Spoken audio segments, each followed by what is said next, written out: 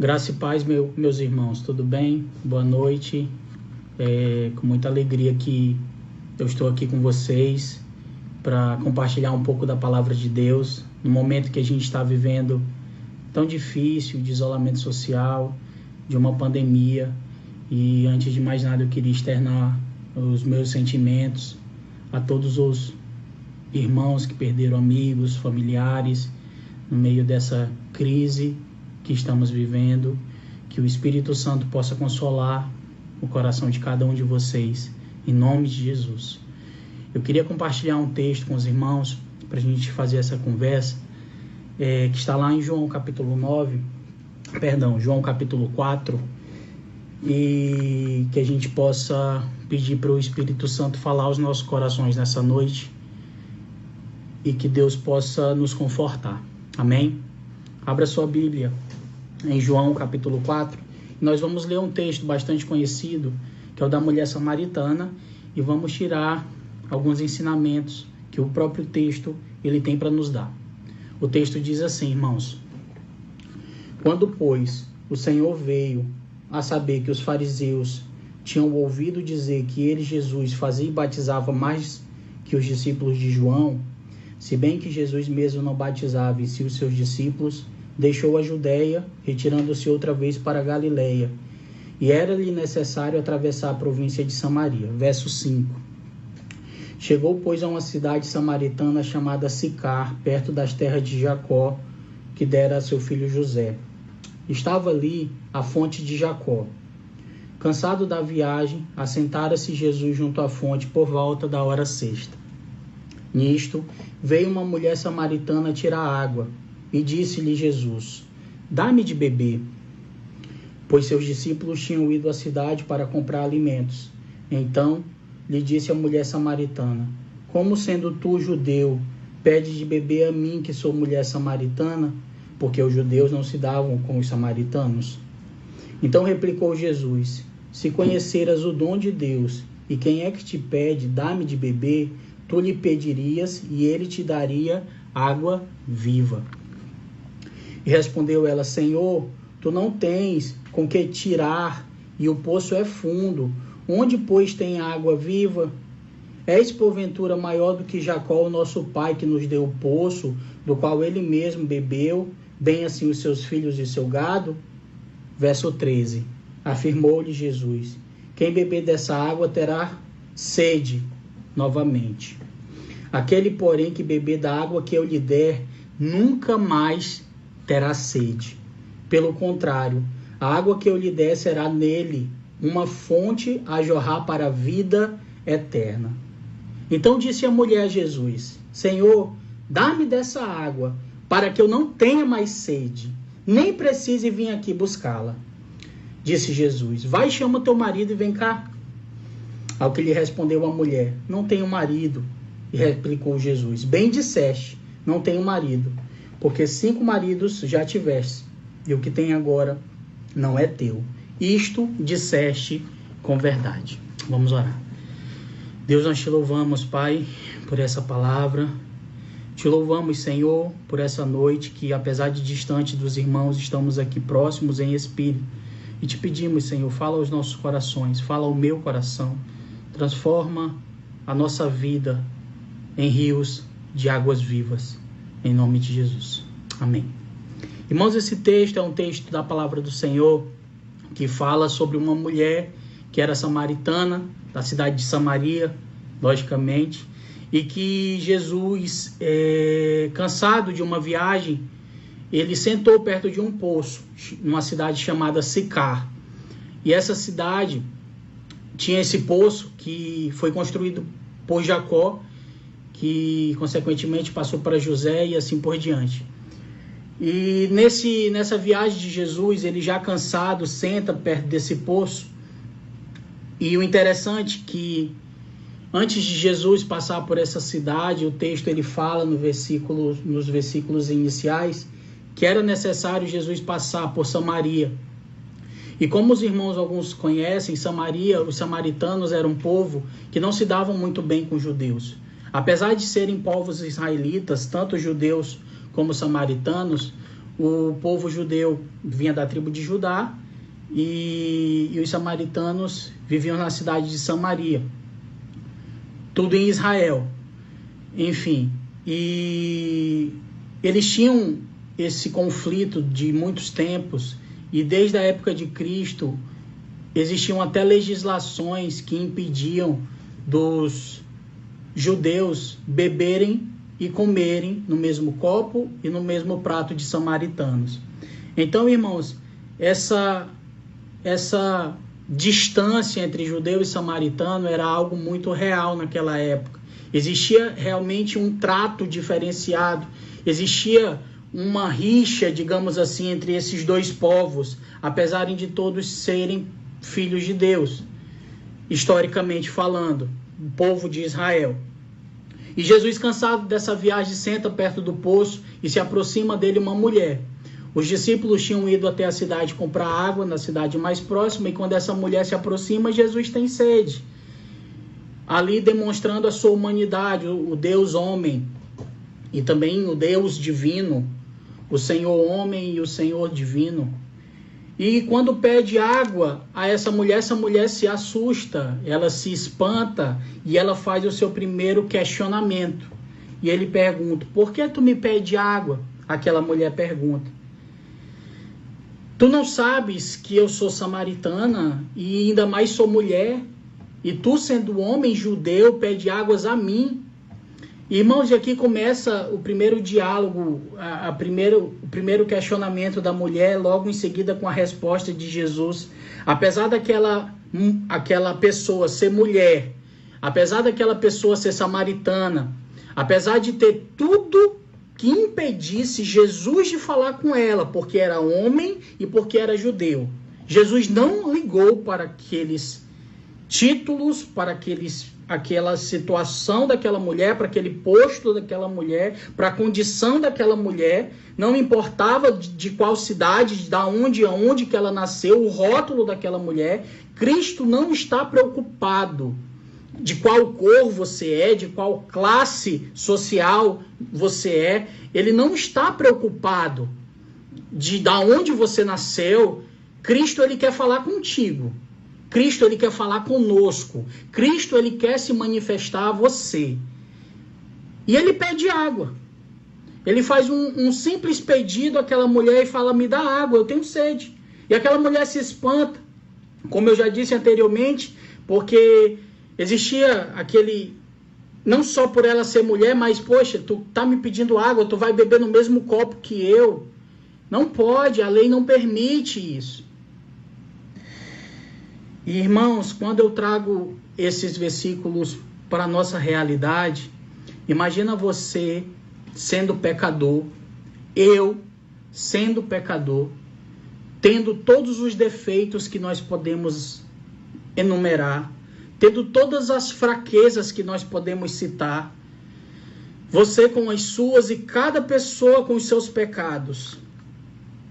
Jesus, você pode se perguntar: como tu, sendo santo, fala comigo, um estranho pecador? E essa é a nossa primeira pergunta, que a gente tem que traduzir para aquela pergunta daquela mulher. Como tu, sendo homem judeu, fala comigo, sendo mulher samaritana? Como um Deus santo, como um Deus supremo, como um Deus alto, como um Deus glorioso, santo, imaculado, poderoso, fala comigo, que sou um homem falho, mortal, pecador. E muito além de falar, como que um Deus soberano escolhe morar dentro de mim? Você já parou para pensar nessa distância que existe entre você e Deus? Nesses títulos que existe de distância entre eu e Deus, entre o povo e Deus, entre o que somos e o que Cristo é, entre o pecador inúteis que somos e entre o ser santo e poderoso que ele é, o Criador dos céus e da terra, o leão da tribo de Judá, o princípio e o fim, o alfa e o ômega. Irmãos, e às vezes a gente tem que se perguntar isso. Como tu, sendo santo, pode falar com um pecador como eu? O bom é que existe uma forma dele falar com um pecador como eu. Porque Deus, ele não só odeia o pecado, como ele também odeia o pecador. Existem algumas pessoas, e muitas vezes eu ouvi isso, Deus abomina o pecado e ama o pecador. Isso é mentira. Deus, ele odeia e abomina o pecado. Deus odeia e abomina o pecador. Mas por causa de Jesus Cristo crucificado na cruz, morrendo pelo meu e pelo seu pecado, ele passa a nos amar, porque o sangue de Cristo nos purifica de todo o pecado. Ele olha não para o pecador, mas ele olha para Jesus, que morreu pelo pecador e fez dele justo. Como ele pode falar com alguém como eu? Por causa de Cristo, morto e ressuscitado ao terceiro dia, e hoje assentado à destra de Deus Pai. Ele fala contigo. Ele fala e ele te pede água.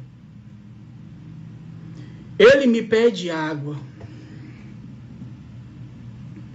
E o verso 10, ele diz, olha, se tu conheceste,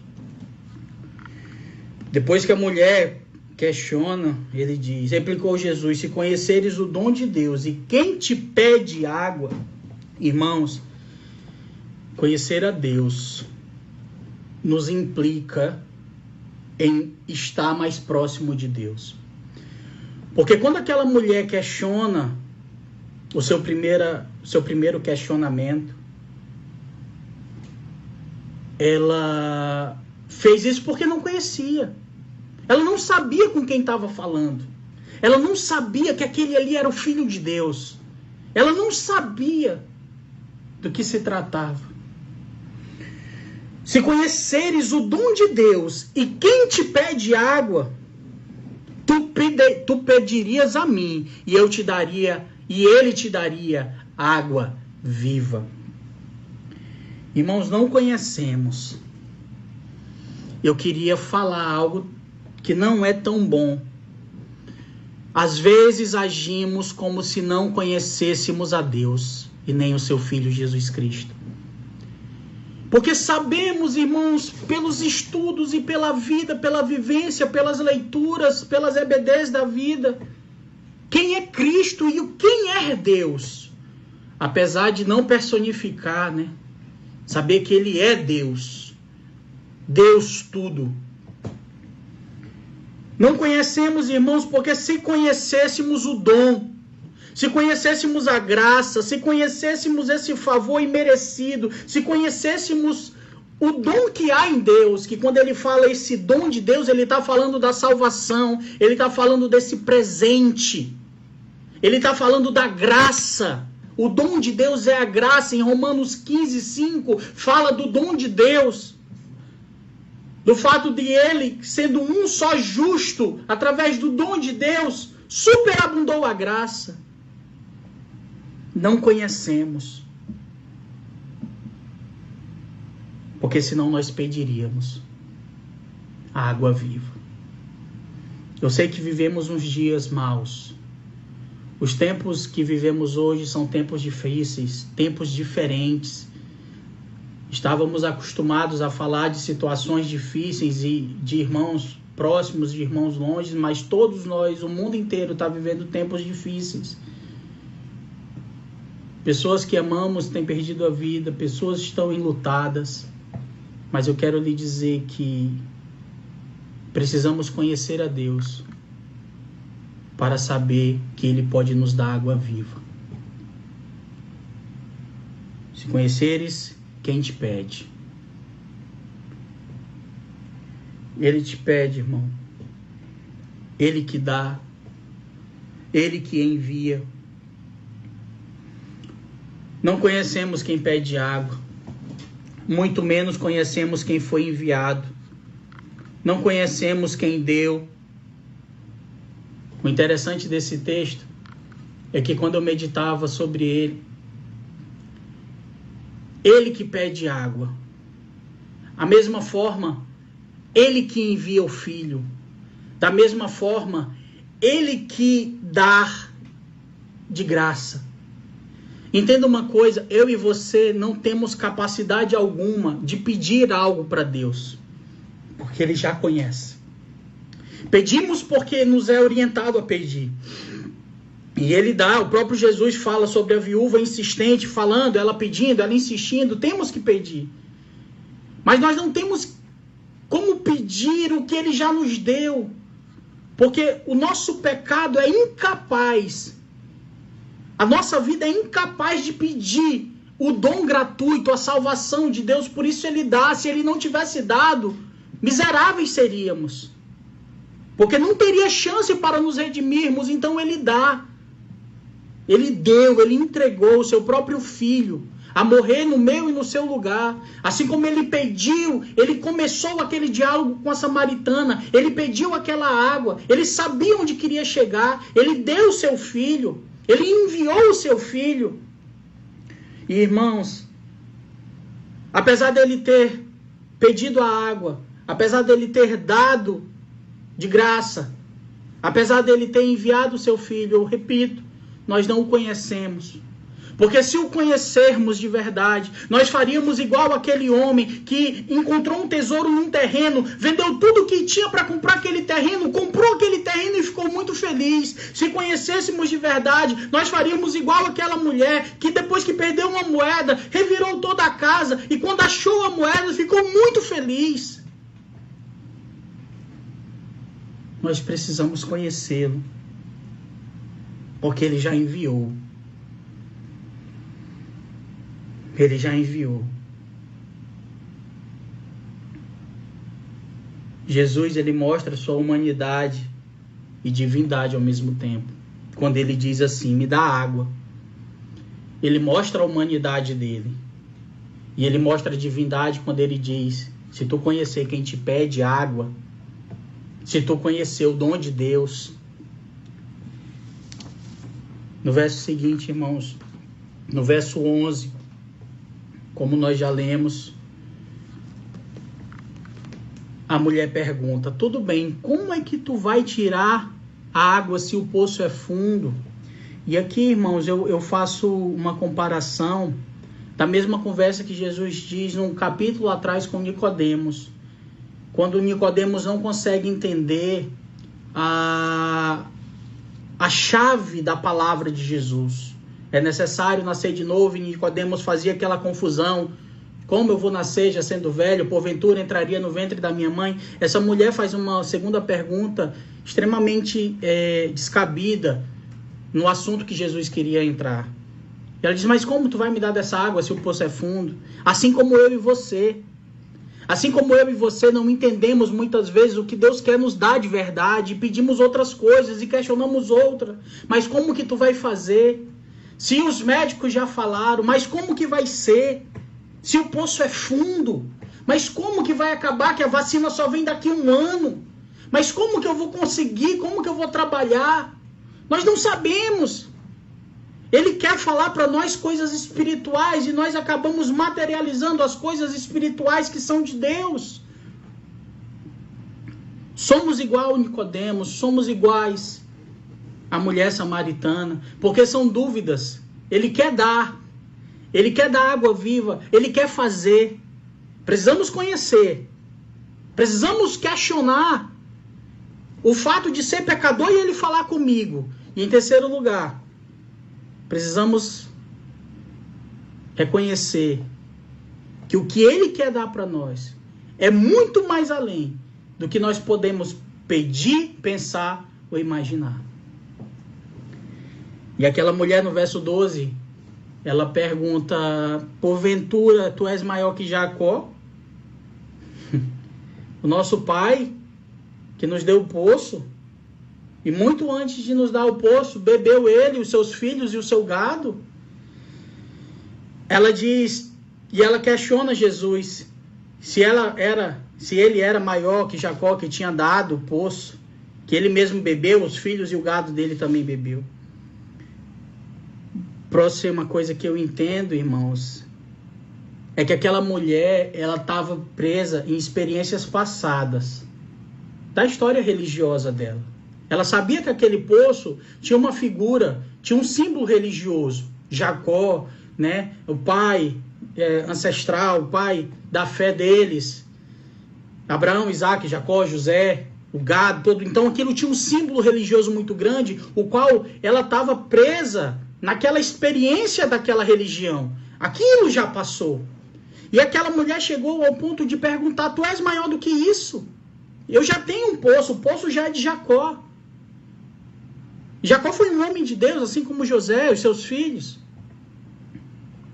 Irmãos, experiências passadas, às vezes, eram suficientes para manter aquela mulher naquele contexto religioso. E às vezes conosco é igual.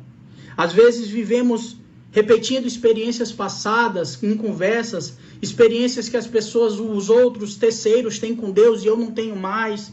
Experiências de arrependimento, experiências de milagres, experiências que Deus fala com você quando você lê a Bíblia e as lágrimas caem, experiência que antes de você dormir você ora e você sente a presença de Deus, de uma maneira pessoal, de uma maneira simples, de uma maneira real, experiências atuais. E não experiências que o poço era de Jacó, que ele bebeu, seus filhos e seu gado. Não experiências que eu tive lá atrás e que era bom, que eu orava e as coisas eu via. Experiências agora. Deus quer ter uma experiência com você agora. Jesus quer ter uma experiência com você agora, porque é Ele que fala contigo. Ele que te chama para perto. É Ele que te resgata, mesmo sendo pecador. Larga as experiências passadas, não tem como encher odres novos com remendos de trapos velhos. Não tem como costurar remendo em panos novos com remendos velhos. Você precisa ter experiências com Deus todos os dias. Experiências das mais diversas. Eu não mereço as experiências, nós não merecemos, mas Deus te livra todos os dias, Deus cuida de ti, Deus te abraça. Apesar das coisas não estarem do jeito que queremos, Deus ainda tem experiências contigo de vida. Cristo quer algo novo com você, porque Ele é água viva. Essa água viva ela pode ser traduzida também como água corrente. No Velho Testamento, a água viva é muito relacionado a bênçãos divinas. Cristo é a sua bênção divina. Cristo é a sua água viva. Cristo quer passar essa água corrente diariamente em nós. No verso 13 ele diz: quem beber dessa água tornará a ter sede. Mas aquele, porém, que beber da água que eu lhe der, nunca mais terá sede. E aqui é o ponto principal da mensagem de hoje. Um contraste que Cristo fala da satisfação temporária com a eterna. Esse contraste, ele ensina que todos os prazeres terrenos, ainda que legítimos, desaparecem. A água que Cristo tem para nos dar, irmão, não se compara à água que bebemos para saciar nossa sede física. Aquela mulher, logo depois que Jesus fala isso, no verso 14 ele continua e diz: aquele, porém, que beber da água que eu lhe der nunca mais terá sede. Pelo contrário, a água que eu lhe der nele jorrará fonte para a vida eterna. No verso 15, imediatamente, aquela mulher fala: eu quero. Quando Jesus ele fala no verso 14, nunca mais terá sede. E quando ele fala ainda, você será uma fonte, parece que são promessas, coisas boas que a gente quer ouvir. Eu não quero ter mais sede. Irmãos, a sede que Jesus fala nesse texto, o que eu entendo, são todas as necessidades que nós temos diariamente. A sede é uma necessidade diária. Água, tomar água, precisamos tomar água todos os dias. E é uma necessidade básica de todo ser humano. E quando Jesus fala, nunca mais terá sede, na cabeça da mulher samaritana, meu Deus, eu nunca mais vou precisar vir até esse poço para buscar água. É cansativo, eu venho no sol quente, eu venho aqui com esse jarro, levar água para os animais, para minha família, eu canso, isso me cansa, eu quero essa água. Dá-me dessa água, verso 15, para que eu não tenha mais sede, nunca mais volte aqui para buscá-la. E esse contraste que Cristo faz do terreno com o eterno, que eu queria falar com vocês, esse último ponto da mensagem e a segunda parte dela. Cristo, ele sabe que precisamos saciar nossa sede física. Ele falou isso nos evangelhos, onde as nossas necessidades do que vestir e o que comer, ele sabe disso. Mas ele olha para nós e ele quer trazer algo muito mais profundo, saciado. Ele quer trazer para nós à tona algo muito mais profundo, algo que eu possa gritar de sede. Interessante que nós não passamos, dificilmente passamos mais de 1, 2 dias sem beber água, mas conseguimos passar mais de 2, 3 dias sem ler a Bíblia, sem orar, às vezes mais de uma semana. Existe uma sede espiritual dentro de cada um de nós, que nós precisamos saciar. E essa saciedade, ela só é encontrada em Cristo. Cristo quer fazer saciar para aquilo que é eterno. Cristo quer fazer saciar para aquilo que não acaba. Cristo quer fazer saciar de uma vez por todas para aquilo que é eternamente. Irmão, irmãs, mas para isso existe um caminho. Existe um caminho para sermos saciados. Às vezes podemos até agir com indiferença. Ah, mas eu não leio a Bíblia, eu não oro e já nem sinto mais vontade. Faz tanto tempo. Quando a gente fala muito em ler a Bíblia e orar, irmãos, a gente está falando de relacionamento com Deus pessoal. Hoje a gente não tem a oportunidade de congregar, de estar junto no mesmo prédio. Mas a gente tem a oportunidade de se falar virtualmente. E muitos de nós, às vezes, só fazíamos esse momento religioso, igual o poço lá, momentos passados, de Jacó, dentro do templo, dentro do prédio. Cristo, ele quer saciar a tua sede espiritual. Mas sabe por que não dá mais sede? Por causa da última parte, do quarto ponto da mensagem. Vai lá e chama o teu marido. Quando aquela mulher pede de beber essa água, mesmo ela querendo só saciedade física, e mesmo ela só querendo evitar o cansaço de vir buscar água, Jesus olha para ela e fala, tudo bem, eu vou te dar. Então vai lá e chama o teu marido e volta. Jesus começa a trabalhar na vida daquela mulher, para aquela mulher estar preparada para receber a água viva.